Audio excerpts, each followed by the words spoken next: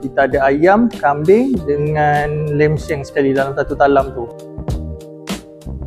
Okay, Assalamualaikum.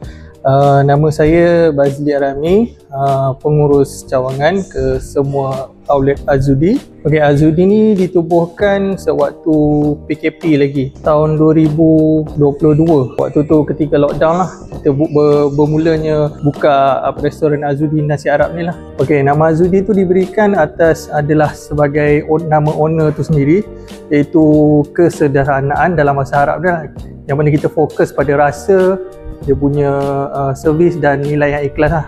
Okay, menu di restoran Nasi Arab Azudi ni yang paling killer sekali adalah Mendy chicken dengan Mendy lamb lah. Kita ada juga Mendy mix lamb sheng, yang mana portion tu yang boleh makan ke 3-4 orang. Kita ada ayam, kambing dengan lamb sheng sekali dalam satu talam tu. Selain tu juga kita ada menu shawarma Arabik, ada ayam dengan daging. Lepas tu kita ada dessert kunafa. Dan yang terbaru ni kita ada buka juga ayam goreng fried chicken lah, iaitu crunchy fried chicken. Okey, kita buka pada setiap hari bermula daripada pukul 11 pagi hingga 10 malam lah.